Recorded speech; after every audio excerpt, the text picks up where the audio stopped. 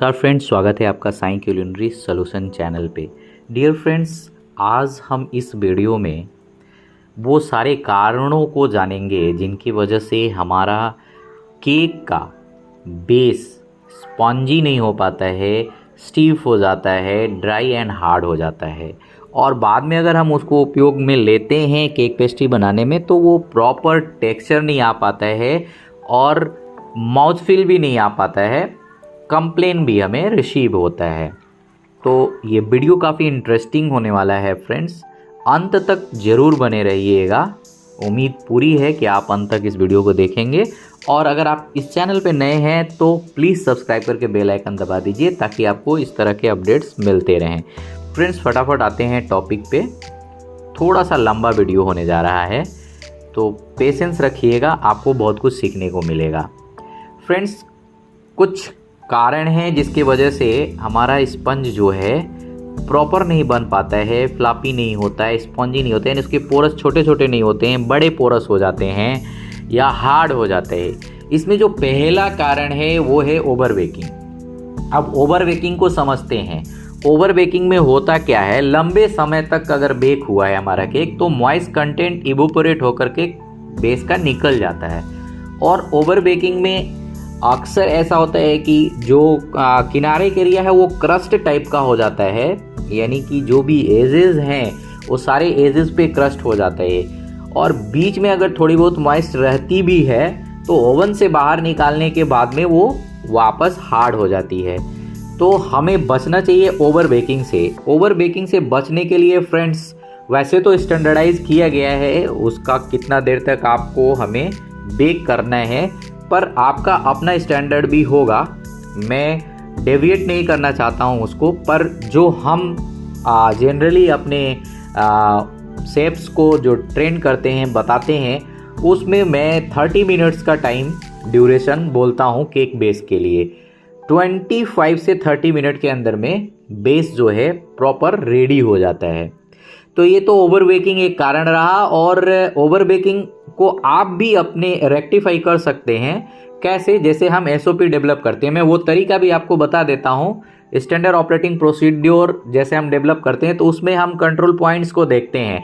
अब over baking एक points है अगर, तो हम ओवर बेकिंग से कैसे बचेंगे ये खुद ही आप अगर अपने यहाँ पे स्टैंडर्डाइज करना चाहते हैं अपने बेकिंग के ड्यूरेशन को, तो आप जब डालते हैं तो वो टाइम नोट कर लीजिए और जब आप निकालते हैं तो उसका टेक्सचर स्टडी कर लीजिए कि प्रॉपर टेक्सचर आ गया क्या, छोटे छोटे उसमें छेद हैं, प्रॉपर फ्लॉपी है, स्पॉन्जी है, तो फिर उस टाइम को नोट कर लीजिए तो आपका स्टैंडर्ड टाइम हो जाएगा और उसी को आगे फॉलो कीजिए। तो इस तरीके से आप ओवर बेकिंग से बच सकते हैं और आपका जो है केक का स्पंज जो है प्रॉपर बन सकता है और अच्छा टेस्ट आएगा और कोई कंप्लेन भी हार्डनेस की नहीं आएगी। दूसरा सबसे बड़ा रीजन फ्रेंड्स है इनकरेक्ट ओवन टेम्परेचर। ओवन का टेम्परेचर या प्री हीट ओवन नहीं होता है, अगर हमने उसमें डाल दिया तो भी ये प्रॉब्लम होता है क्योंकि साथ साथ में हीट होता है ना। तो अगर कोई उसमें हमने लेवनिंग उठाने वाला एजेंट डाला हुआ है, केमिकल एडिटिव्स डाला हुआ है, तो वो भी प्रॉपर इम्पैक्ट नहीं दिखा पाता है पोरस को डेवलप करने में। तो वो प्री हीट भी एक मैटर करता है और साथ में कंटिन्यू टेम्परेचर जिस पे हमें बेक करना है वो भी स्टैंडर्डाइज होना चाहिए। वैसे तो मैं 180 डिग्री सेल्सियस तक प्रीफर करता हूँ, यानी 170 से लेके 180 डिग्री सेल्सियस तक का टेम्परेचर मैं प्रीफर करता हूँ और मैं इसको बताता भी हूँ और जनरली मैंने इसमें अच्छे रिजल्ट्स पाए हैं। पर आप इसको भी स्टैंडर्डाइज कर सकते हैं सेम वही तरीके से जैसे ओवर बेकिंग को आपने स्टैंडर्डाइज किया। जैसे आपने बेकिंग के ड्यूरेशन को स्टैंडर्डाइज किया वैसे ही आप इनकरेक्ट ओवन के टेम्परेचर को भी आप टेम्परेचर डाल के देख लीजिए। एक बार 160 पे आप बना के देख लीजिए प्रॉपर आ रहा है क्या, 170 पे एक बार करके देख लीजिए, ऐसे आपको पता चल जाएगा। 2-3 बार 4 बार करेंगे तो आपको राइट टेम्परेचर का नॉलेज हो जाएगा। फिर उसको स्टैंडर्डाइज कर लीजिए, उस टेम्परेचर को आगे बेकिंग में फॉलो कीजिए। ये तो दूसरा कारण था इनकरेक्ट ओवन का टेम्परेचर। और होता क्या है इनकरेक्ट ओवन के टेम्परेचर में, अगर टेम्परेचर फ्रेंड ज़्यादा है तो क्या हो जाएगा कि किनारा जो है जल्दी पक जाएगा, यानी कि बेक हो जाएगा और बीच में अंडर डन ही रहेगा। तो अंडर कुक्ड रहेगा बीच में तो वो गीलापन ज़्यादा रहेगा और बाहर का जल्दी हो जाएगा, आपको लगेगा हो गया, और वो जो है प्रॉपर नहीं रहता है बेस। बाद में क्या है, श्रिंक हो जाता है थोड़े देर के बाद में बाहर रखने पे, तो प्रॉपर नहीं आता है। तो ओवन का टेम्परेचर भी बहुत मैटर करता है, या फिर टेम्परेचर अगर कम रहा, ये ज़्यादा रहने पे बाहर का जल्दी कुक हो गया, अंदर का अंडर डन ही रहा। अगर आपका टेम्परेचर कम रहा, उसमें क्या होगा कि आपका ड्यूरेशन बहुत ज़्यादा चला जाएगा। तो उसमें अगर कोई एडिटिव्स हमने लेवनिंग के लिए उठाने के लिए डाला हुआ है तो उसका इम्पैक्ट नहीं आएगा, तो आपका बेस प्रॉपर नहीं बन पाएगा। तो ये तो 2 कारण थे। तीसरा कारण है बैटर को ओवर मिक्स करना। जो बैटर है ना, उसको बहुत ज़्यादा हम मिक्स अगर कर देते हैं, बहुत देर तक मिक्सिंग करते हैं, तो होता क्या है कि ग्लूटीन जो है फ्लोर में ज़्यादा डेवलप हो जाता है, तो वो च्यूएबिलिटी टाइप की हो जाती है बाद में जो आपका केक बनता है, तो टफ भी हो जाता है और हार्डनेस उसमें रहती है। होता क्या है कि प्रोटीन का टेक्सचर डेविएट होता है ज़्यादा बैटर फेंटने से, ज़्यादा मिक्सिंग करने से, और उसमें क्या अगल बगल के मॉलिक्यूल्स को ले करके चिपक जाता है।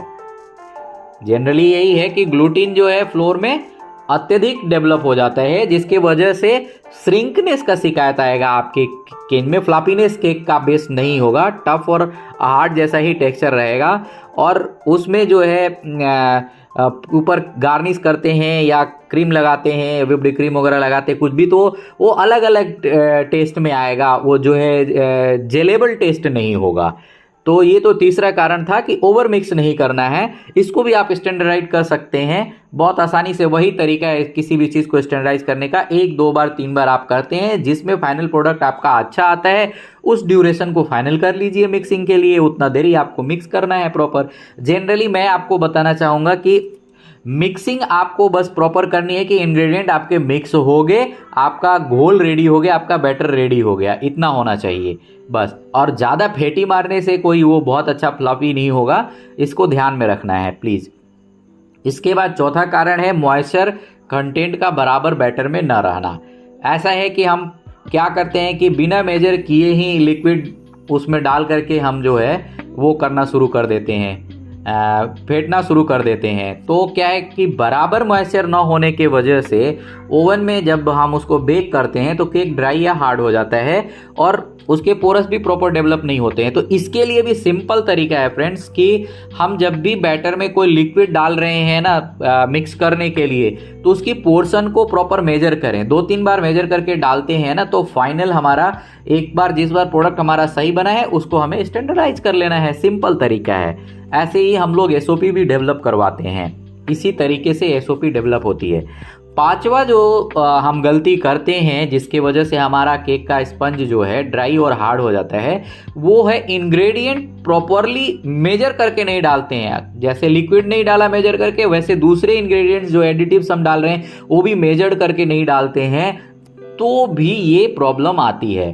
तो सिंपल वे में अगर मैं आपको थोड़े से मैं बताना चाहूँगा तो केक हमारा ड्राई और हार्ड ना हो, इसके लिए हमें क्या करना चाहिए। एक तो हमें प्रॉपर रेसिपी फॉलो करना है फ्रेंड्स। दूसरा जो है टेम्परेचर और टेम्परेचर के ड्यूरेशन, बेकिंग का ड्यूरेशन और टेम्परेचर का ध्यान में रखना है ओवन का। मिक्सिंग के टाइम पे बैटर का ओवर मिक्सिंग ना हो, इसका ध्यान रखना है। और बैटर में पर्याप्त मॉइस्चर रहे, इसका ध्यान रखना है। और एक बहुत बड़ा कारण है जो मैं लास्ट में बताना उचित समझा, जब हम बेक करके स्पंज को बाहर निकालते हैं तो खुले में ओपन में हमको नहीं रखना है। उसको प्रॉपर थोड़ा देर रेस्ट होने के बाद में उसका नॉर्मल टेम्परेचर आने के बाद तुरंत उसको ढक करके हमको रखना। अगर जल्दी मेरे को यूज़ करना है तो एसी के टेम्परेचर पे रखना है, लेकिन कहीं भी रखेंगे उस पर लीड रख के ही रखेंगे या पूरा ढक के ही रखेंगे। एसी के टेम्परेचर पे अगर हम बेस को रखते हैं तो हमको जल्दी यूज करना होगा, 2 से 3 दिन में यूज करना होगा। अगर कुछ लंबे समय तक तो हम फ्रीज में रख सकते हैं, ज़्यादा लंबे समय तक रखना है तो हम फ्रोजन कर सकते हैं बेस को। इस तरीके से हमें बेस की लाइफ मिल जाएगी। मतलब ओपन में एक्सपोज करके नहीं रखना है क्योंकि मॉइस्चर लॉस होगा फ्रेंड और जल्दी भी खराब हो जाएगा। तो ये ऑलमोस्ट इन सब चीज़ों को हमने अगर सावधानी को बरत लिया तो हमारा केक का जो स्पंज है, बेस है, वो प्रॉपर फ्लॉपी बनेगा। स्पंज छोटे छोटे छेद होंगे और बहुत अच्छा टेस्ट आएगा। रिच फ्लेवर भी आपको माउथ में आएगा, यानी माउथ फील प्रॉपर आएगा। और एक मान लीजिए हमने बनाया बेस और थोड़ा सा हार्ड है, तो उसका भी सोल्यूशन बता देता हूँ फ्रेंड्स। हम क्या करें, 30 से 32 ब्रिक्स का शुगर सिरप बना ले। अब 30 से 32 ब्रिक्स के शुगर सिरप को बना लें और फिर उससे हम बेस को मॉइस्ट कर सकते हैं। पर बहुत ज़्यादा अगर हार्ड है हमारा बेस तो ये नहीं चलेगा। तो ये जो आपको मॉइस्ट करना है शुगर सिरप से, ये इसके हार्डनेस पे डिपेंड करता है फ्रेंड्स। बहुत ज़्यादा हार्ड वाले को तो हमको यूज़ नहीं करना चाहिए, उसको दूसरे डेजर्ट में यूज़ कर लेना चाहिए। पेस्ट्री और केक में तो बिल्कुल नहीं यूज़ करना चाहिए। अगर थोड़ा बहुत हार्डनेस है तो हम 30-32 डिग्री ब्रिक्स का शुगर सिरप बना के उसको मॉइस्ट करके आगे उपयोग में ले सकते हैं। होपफुली फ्रेंड्स ये आपके लिए लाभदायक होगा। तो जो भी बेकरी में आपके यहाँ काम करते हैं उनको ज़रूर ये वीडियो शेयर कीजिए। Thank you, have a good day.